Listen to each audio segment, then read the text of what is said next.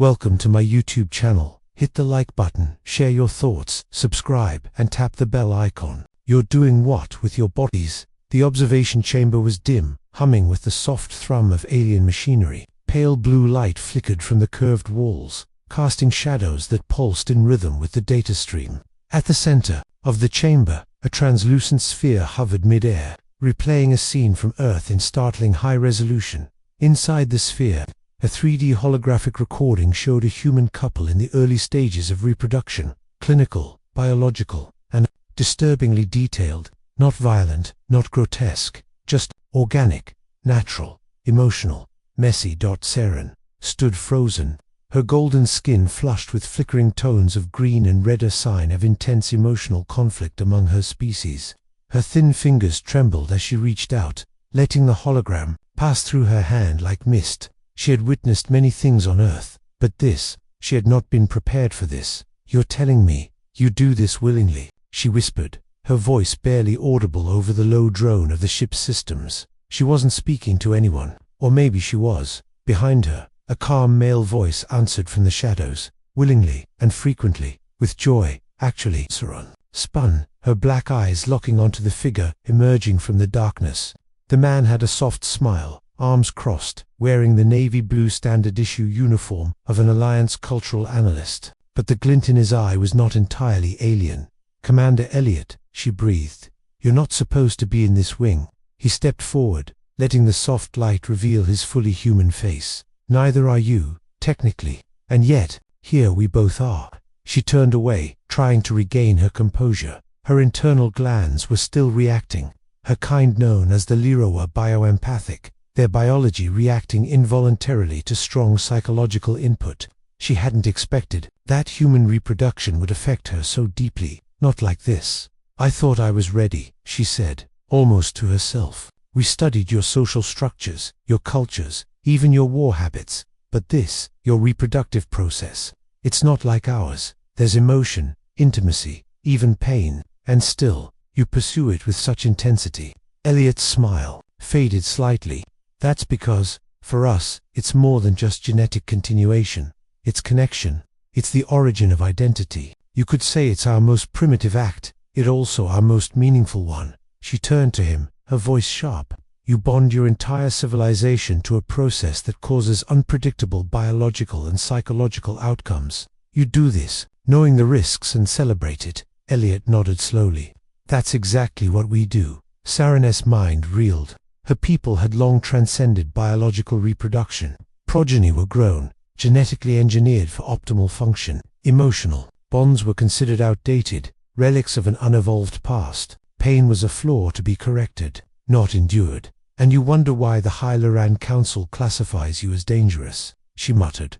"We don't wonder," Elliot said, stepping closer. "We know why. And it's not just because of how we reproduce, it's because of what that reproduction creates." She stared at him. "Unpredictability," he said, answering the unspoken question. "Creativity, individualism. You see a messy process, but what it gives us is diversity of thought, of emotion, of will. Every child is a chance for the universe to look at itself a little differently." A silence fell between them. Elliot studied her face. There was something there, beneath the diplomatic curiosity, beneath the scholar's detachment. Something personal, something vulnerable. "You've never seen a live birth before, have you?" he asked gently. Her eyes darted to the projection, still hovering silently in the air. "No, we aren't allowed, not even the prime biologists. It's considered destabilizing." Elliot walked to the edge of the projection and tapped a sequence into his wristpad. The image shifted now, showing a woman in a modest Earth medical suite, holding her newborn baby to her chest for the first time. No blood, no screaming, just raw emotion, tears, smiles, a human moment. Saran's lips parted slightly. She took an involuntary step forward. "What do you feel?" Elliot asked. She touched her chest. Her biolights shifted rapidly, the pattern unfamiliar even to her. "I feel many things. You're not the first." Her gaze snapped back to him. "What do you mean?" He sighed, looking suddenly tired. "There were others before you, Lyran observers who stayed too long, saw too much. Something changed in them. The council called it contamination, said they were compromised by human irrationality. Were they, she whispered, or were they enlightened? He countered. That's the question the council doesn't want asked. Suddenly, the projection vanished. The lights in the room flickered once. An alert echoed through the corridor outside. Unauthorized access detected. Protocol E7 activated. All personnel report to containment zones. Terran's communicator buzzed to life. Agent Terran, you've violated observational code. Remain in place for extraction. She looked at Elliot, panic creeping in. What's Protocol E7? His jaw tightened. You've seen something they didn't want you to. This isn't just about biology anymore. He leaned in close, voice low. This isn't even the part that terrifies your people the most. The forbidden archives, the door to the observation chamber, hissed shut behind her. Terran's heart, if it could still be called, that was hammering beneath her robes. Biolights pulsed erratically across her skin, signaling a blend of confusion, fear, and something more dangerous, doubt. She had just committed the highest violation of the Lyran Code of Observation. Witnessing unauthorized human footage was punishable by memory, erasure, or, worse, exile to the void colonies. Yet none of that mattered now. The images she had seen were burned into her mind. The emotions lingered like a psychic echo, growing louder by the minute. Elliot's final words haunted her. This isn't even the part that terrifies your people the most. What did her people fear more than biological reproduction? What secret had he alluded to? Something more destabilizing than childbirth. Something hidden even from Lyra's elite. There was only one place she might find answers. The Forbidden Archives. The archives were located in the deepest level of the observation vessel Thraxis, a starcraft so large it could hover undetected in Earth's lower orbit for centuries. The lower decks were off-limits to all but the high scholars and central codekeepers. But Terran was not just any observer. She was the youngest prodigy in the diplomatic corps, and she still had access codes from her former mentor, who had mysteriously vanished after his last Earth assignment. She moved quickly, blending her biometrics into the corridor's surveillance shadows. Lights dimmed as she approached, recognizing unauthorized entry but not raising alarms. Yet, as she reached the vault door, her inner voice screamed at her to turn back. The silver arch above the door glowed with ancient runes. Knowledge denied is peace preserved. She placed her hand against the scanner. It hesitated, then turned green. The vault opened with a silent shudder. The forbidden archives did not look ancient, they looked forgotten. Dust particles floated through beams of artificial light. Thousands of memory tablets and data spires pulsed gently. Along crystalline racks, holographic recorders stood dormant, like statues of long-silenced sentinels. Terran approached a central console and keyed into words, species XXE. Nothing happened. Then the screen flickered erratically. At first a red sigil appeared in the center. Clearance insufficient. Level 7, protocol locked. She tried again, this time with an override code she had found hidden in her mentor's encrypted journal. He had left her clues notes that only she could decode. This time, the screen flickered, then shifted. A single video file appeared. Genesis warning she's 00. Terran hesitated. Her fingers hovered over the activate button. Something inside her pulsed, something almost human. Curiosity, laced with dread.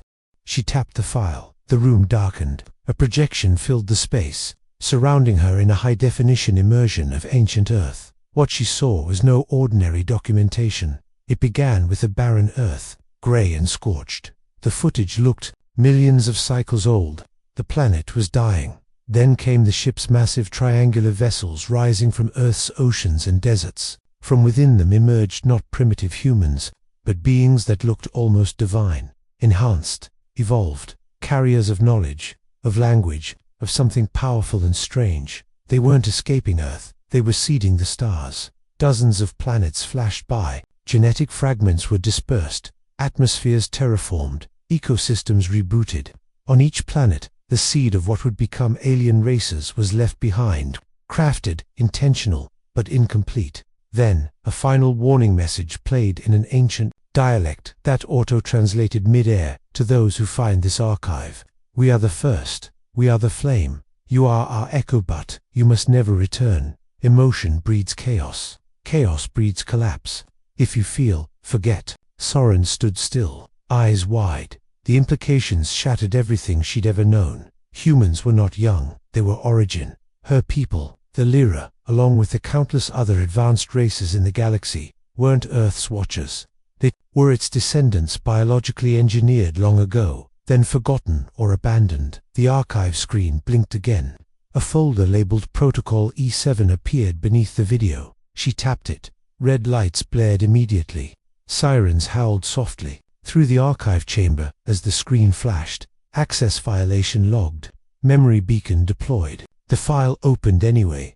Inside were classified, deeply buried records of alien worlds that had made direct contact with humans over the last 10,000 Earth years. Every single case ended the same way. Ideological contamination, aliens, exposed to human reproduction, art, or emotional storytelling began to abandon their societal structure. Rebellion, cultural collapse, philosophical reawakening, not because humans imposed it, but because something in them triggered it. Their mere presence caused evolution, biological and psychological. The file concluded with one final note: classify all human interactions as X, extreme evolutionary entities. Observe, do not engage. Should emotional proximity occur, terminate contact and erase infected subject. Humanity is not a threat through weapons. Humanity is a contagion of consciousness. Suddenly, a voice echoed behind her. You shouldn't be here. Saron turned sharply. Elliot stood in the archway, his face grim. I had to know, she said. I know, he said. That's what they fear. Once a Lyran knows, they change. She looked down at her hand. Her fingers trembled. I feel like I'm changing already, she said quietly. Elliot nodded. You are. What happens now? She whispered. He stepped forward, his voice low. Now, we run. Species XXE. The walls of the Thraxis groaned faintly, as if the ship itself were awakening from an uneasy dream. Emergency protocols pulsed across the corridor walls in a silent red Huno sound. Just light. The Lyran way. Silence was order, but there was no order left in Soren's mind. She followed Elliot down a maintenance shaft, her heart racing. The knowledge she had uncovered replayed in loops inside her thoughts. It defied logic, protocol, even biology. Humans were not a new species. They were the origin, the beginning of everything. The other alien races were derivatives, branches from a common human root, engineered, altered, and forgotten. She had seen it, she had felt it, and worst of all, she had changed. They emerged into a subdeck buried beneath the engine core.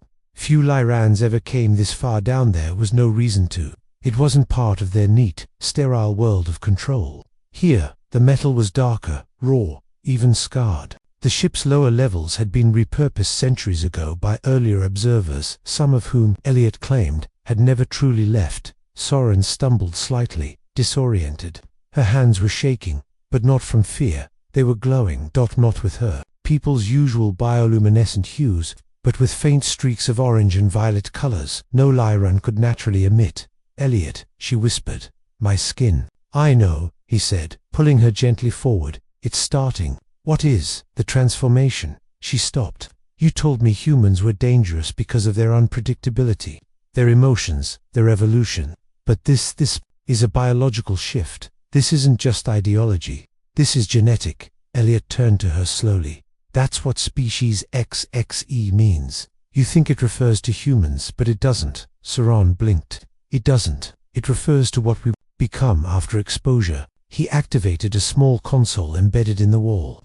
A panel slid open, revealing a private databank hidden from ship systems. The hologram that blinked to life was primitive by Lyron standards, but unmistakably human in design. Rough, angular, analog. A young Lyran male appeared on the feed, confused, sweating, pale. His body shook with convulsions, and his voice, though trembling, spoke clearly. Day 29. Exposure to human infant contact initiated minor neurochemical irregularities. By day 43, I began to dream.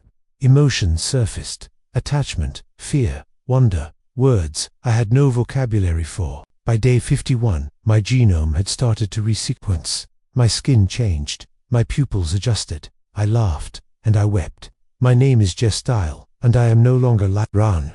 The recording ended in static. Saren stood still. The weight of the revelation hit, harder than anything in the forbidden archives. You said they terminated infected subjects, she murmured. They did, Elliot said. Gestal never returned. But before he was taken, he hid this. Why would they cover it up? Elliot looked at her, his expression heavy. Because they can't control it. They continued down the dark corridor, reaching a room that pulsed with warmth and light. Unlike the cold sterility of the upper ship, this chamber had personal touches. Hand-drawn images, printed books, a small oxygen garden. Earth memorabilia filled the space, photos of children, maps of continents, even a guitar dot. Soren stared in disbelief. "This is my real quarters," Elliot said. "The council thinks I live 3 decks up, where everything's recorded. But this is where I live." She picked up a photograph. A human woman stood in the middle, holding a baby with dark curls. A man stood beside her, smiling. "Your family?" she asked. He nodded. "She was part of the original Earth extraction team. We had a child together. We were warned, but we didn't care." Soren felt something stir in her chest, a deep ache. Not jealousy, not sadness, something more ancient, longing. "I don't understand," she said. "Why does this happen to us? We're advanced. We don't reproduce like humans. We don't bond like them. Why do our bodies armor change?" "Because the truth," Elliot said, "is that the Lyra and all the other species were designed to be stable, predictable, functional. But humans weren't. They were created to evolve, not over centuries, but over generations. They carry the blueprint for chaos, and when that blueprint interacts with a controlled species like Usit, starts rewriting everything." He placed a hand on her shoulder. "It starts with empathy, then emotion, then biology."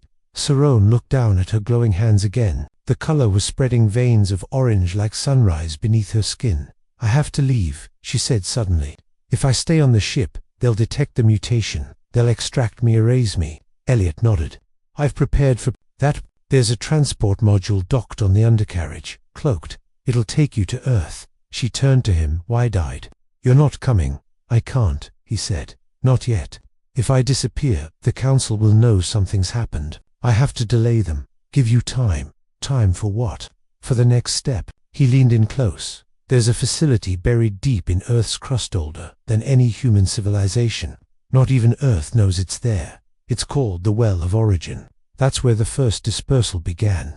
That's where we'll find the truth about why humans were erased from the interstellar history." Soren's breath caught. "You think there's more?" "I know there is." Sirens sounded softly in the distance. "Unauthorized gene signature detected. Level 3 purge authorization pending." They were out of time.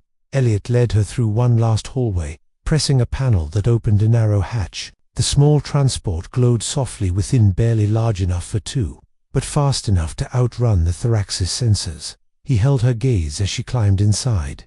"You're not just changing, Soren, you're awakening." The hatch sealed, and for the first time in her life, Soren understood what it meant to be human, not biologically, not genetically, but existentially. To question, to feel, to choose. The ship launched into the void, heading toward the only place where answers might still exist, Earth, the human who wasn't. The pod descended silently through Earth's upper atmosphere, slicing through the night sky like a falling star. Inside, Soren clutched the edges of her seat, watching blue and green swirl below her. She had seen Earth 1,000 times from orbit, its weather patterns, terrain, even its electromagnetic spectrum, but this was different. This was real. Her skin, now glowing faintly in human-like shades, prickled with a sensation she'd never truly felt before. Anticipation. The pod touched down in the shadow of a forgotten mountain range in the South American highlands, cloaked in thick clouds and shielded from satellite scans. Elliot's coordinates had brought her here to a place that didn't exist on any human orb. Lyran map. The Well of Origin, a place even the council feared. Ren stepped onto soil for the first time in her life. It was softer than she imagined, alive with scents and textures she had no words for. Each breath of unfiltered air overwhelmed her senses. Her Lyron filtration organs strained, adjusting, adapting, evolving. The entrance to the well was hidden beneath a collapsed temple, ancient stone overtaken by jungle, moss, and silence. She scanned the ruins, and just as Elliot had instructed, she found the pulse signature buried beneath an overgrown altar. The air shimmered. A doorway opened inside. The corridor descended at a perfect angle, mechanically precise, yet eroded by centuries. Strange symbols etched the walls, glowing faintly as she passed. responding to her presence. Some of them were Lyran, some were human, but most were in a language she'd never seen. Complex, living glyphs that seemed to move when she wasn't looking. The corridor ended in a massive chamber, and in its center stood a human, or what looked like one. He was tall, impossibly still, and ancient, not in age, but in presence. His skin had the translucent shimmer of someone not quite biological. Eyes silver gray, irises ringed with tiny symbols that flickered like code. "Soren of the Lyra," he said, without moving his lips. His voice echoed in her mind, soft but commanding. "You know me?" she asked. "I knew you would come. You were chosen before you were born." She felt a jolt ripple through her spine. Chosen by who? He gestured to the walls around them. Ones who seeded the stars, the flame. She blinked. The same as the Genesis warning. The ones who created all sentient life. He nodded. Yes, but we were not gods. We were desperate. He led her to a platform where light formed a spherical projection of the galaxy. Worlds blinked into view, thousands of them. Lines connected them, forming webs of migration, evolution, extinction. "You are not descendants of humans," he said. Saren's eyes widened. "But that's what the archives said, what the forbidden records showed." "They were partly correct," he said. "Your species did not descend from humans. You descended from a version of humanity, one that Witherflame created to preserve a sliver of stability in a universe ruled by chaos. But why alter them? Why not just let humans evolve naturally?" He turned to her. "Because unchecked, humanity doesn't evolve. It transcends." He raised his hand, and the projection shifted. Images appeared, not video, but living memories. She saw early humans, primitive, brutal, emotionally, and then, suddenly, something more. Visions of humans changing, ascending into beings of light, traveling without ships, thinking in dimensions her mind couldn't comprehend. "They unlocked consciousness at a level that frightened even us," he said. "They were not bound by time. They could remember futures, shape matter with emotion. We feared what they might become, what they might unleash." "So you erased them?" Saren asked, appalled. "No," he said softly. "We scattered them. We broke them. We fragmented the human code and seeded it across the stars."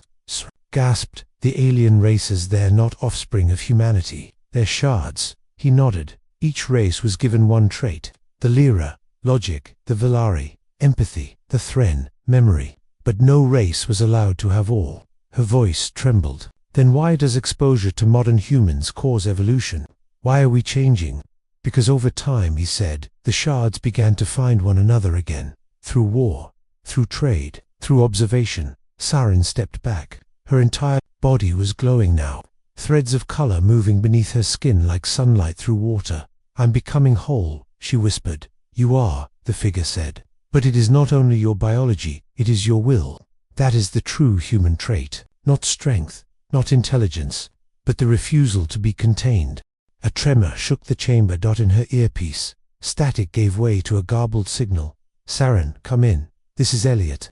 The council knows. They've activated the Black Protocol." Her blood ran cold. "What's the Black Protocol?" "The final failsafe," the figure said. "If a Lyran reaches full transformation, the council deploys a kill vector, one that erases the entire bloodline of the infected." "You mean they will erase your family, your ancestors? They will wipe every genome that could lead to your rebirth?" She clenched her fists. "They can't do that. That's genocide." "No," the figure said. "It's containment." Suddenly, the platform beneath her shifted. A beam of light enveloped her, scanning her molecular structure. "You've already passed the threshold," the figure said. "You are no longer Lyran." She looked at him, her voice breaking. "Then what am I?" He smiled. "You are what we feared and what we hoped would return. A human." The chamber lit up. Hundreds of lights in the walls pulsed alive. H-1A stasis pod. Inside were Bodhis, Lyran, Velari, Thren, other species she didn't recognize, and all of them glowing faintly like her. "They are awakening," he said. "You are not alone. You are the first of the last." Saren's voice steadied. "Then, I won't run anymore." She reached for the console. "I'll fight." The flame reignited. The chamber echoed with the steady pulse of ancient machines reawakening. Light coursed through conduits, long, dormant, feeding power into the walls, the pods, the floor beneath Serena's feet. She stood tall at the heart of it, all no longer fully Lyran, not yet fully human, but something new. something forgotten and forbidden. Around her, the stasis pods flickered like stars returning to the night sky. Dozens of sleeping figures began to stir. Their alien features glowed faintly, matching the iridescence of her evolving form. Each of them bore some fragment of the human origin, but none had ever completed the pattern. Until now. "I've sent a ripple through the Council's surveillance grid," the ancient figure said, his tone calm but firm. "You have minutes maybe, less before their drones breach the atmosphere." Saren turned, her hands glowing brighter. Her senses expanded with a clarity she'd never known. She could feel the presence of the approaching threat. Even from orbit she could see the mathematical curve of probability, the angles of their approach, the rage embedded in their command code. "I'll stop them," she said. "Not with weapons," the figure replied. "You're thinking like a Lyran. You must feel like a human." She hesitated. "Then what do I use?" He pointed to her heart. "Your will." A violent tremor rocked the temple as the first kinetic shockwave hit the mountain. Dust rained from the ceiling. Saren looked up and felt an atmospheric breach. The Council's black protocol warships had entered Earth's stratosphere. They wouldn't destroy the planet, not yet, but they would annihilate everything within 1,000 kilometers, including her, including them. She rushed to the central console, her hands flying across symbols she didn't consciously understand, yet somehow did. The well of origin was responding to her thoughts, reshaping itself, awakening technology buried for millennia. "What are you doing?" the figure asked, a spark of surprise in his tone. "I'm giving them a choice," she said. In orbit, aboard the Council flagship Vexilon Core, alarms screamed in cascading patterns. Quantum interference detected. Mental link contamination rising, crew discipline faltering. High Inquisitor Relic stood at the center of the control bridge, face twisted in fury. His skin, pale and translucent, pulsed red with stress. "Target her coordinates. Deploy plasma sterilization. Wipe the infection before it spreads." But it already had. Operators at their consoles hesitated. Some trembled. One began crying, a Lyran, bred for emotionless logic, now overwhelmed with sorrow. "Why does this hurt?" the operator whispered. "Why do I feel this regret?" Relic's eyes narrowed. "She's activating the human resonance. Stop her." Now, back on Earth, Saren stood surrounded by the now-awake hybrids. Lyran variants, Velare offshoots, Thren memory keepers, all blinking into consciousness, all staring at her. "What now?" one of them asked. "Who are we?" Saren stepped forward. "We are the future the Council feared. We are the reunion of what was broken." She raised her hand, palm glowing. "You are not fragments. You are whole. Every piece of you, empathy, memory, instinct, belongs together." She pointed toward the sky. "They are coming to destroy us because they see what we can become, because they know the lie is breaking." The well of origin responded to her declaration. Its core flared with brilliance, sending a pulse into the sky visible even from orbit. It wasn't a weapon, it was a signal. Across the galaxy, hidden, receivers built into ancient ruins, lost stations, and forgotten colonies lit up, messages triggered, codes decrypted. Forgotten logs from thousands of years ago, awakened with a single phrase: "The flame returns." On distant planets, others, like Soren, stirred, scholars, rebels, even some within the Council's own ranks. The resonance passed through neural implants, skipping light years in a heartbeat.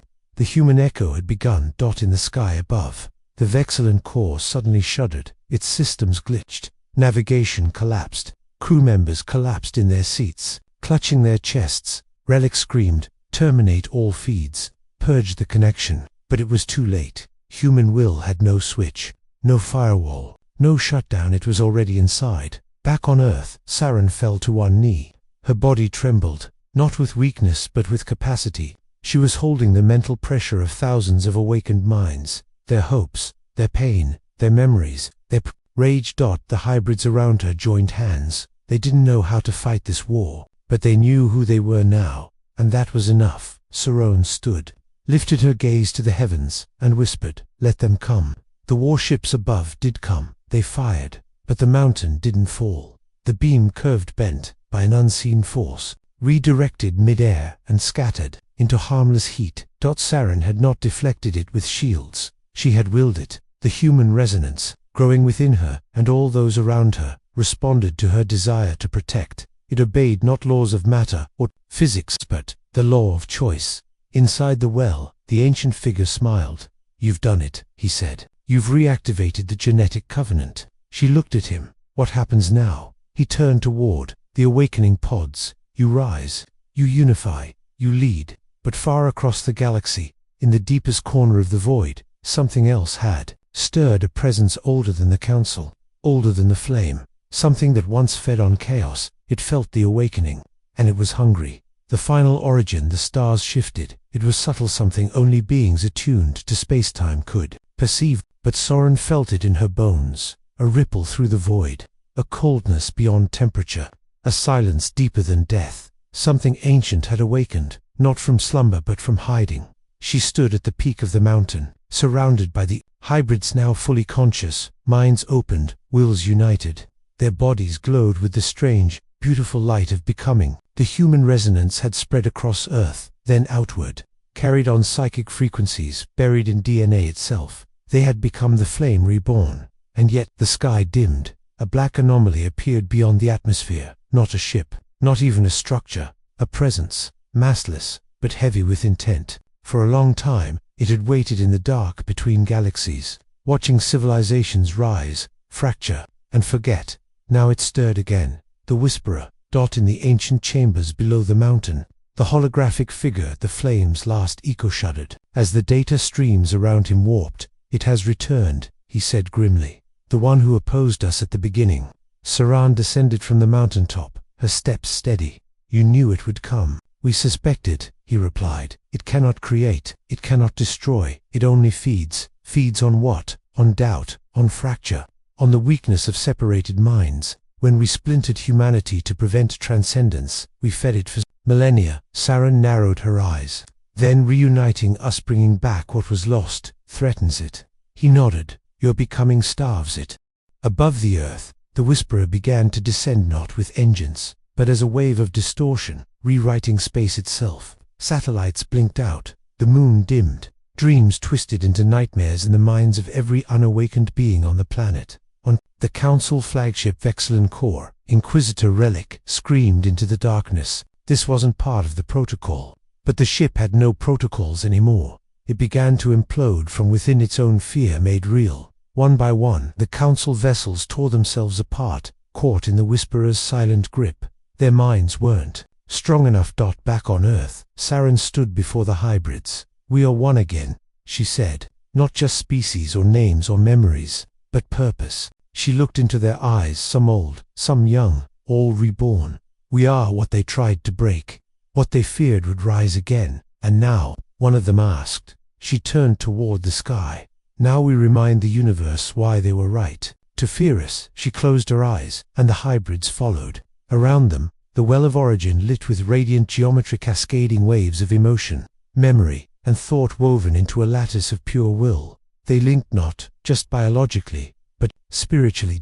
And in that unity, Saran called, not with her voice, but with the will that transcended time. A harmonic shockwave pulsed from the mountain, across the earth, across the stars, across every world seeded by the flame. Billions heard it, in slums and laboratories, on moons and in oceans. Beings stirred, feeling a strange warmth in their chests. The resonance unlocked ancient memory, moments of human kindness, defiance, curiosity. They remembered songs they never heard, faces they never saw. The pieces were returning.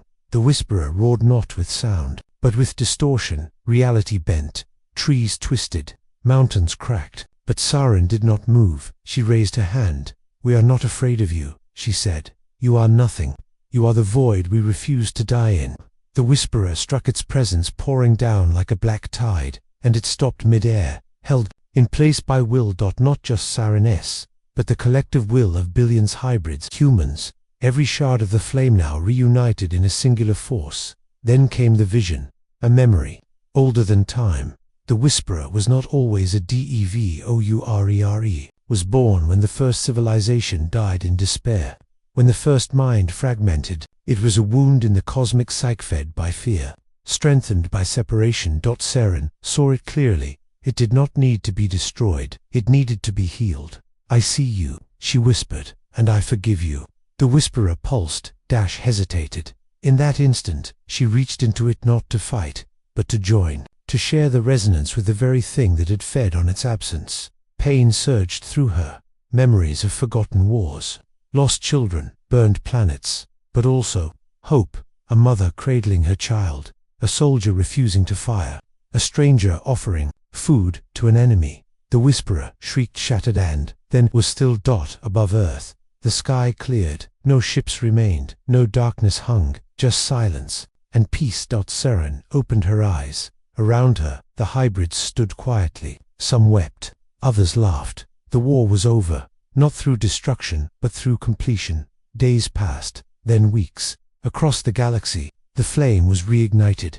New councils, formed not of power, but of unity. The concept of species began to dissolve. What mattered now was contribution. Emotion was not a flaw, but a compass. Logic, not a cage, but a tool. The echo archives reopened. The whisperer, now a dormant whisper of sorrow, became a teacher reminding all of what happens when we forget ourselves. And Earth became more than a home. It became a memory reborn. One evening Saren stood alone at the peak of the mountain once more. Elliot's voice crackled in her ear. "You did it." "No," she said with a soft smile. "We did." He chuckled. "What now?" She gazed at the stars, brighter than she'd ever seen them. "Now we begin again, but this time together." The end.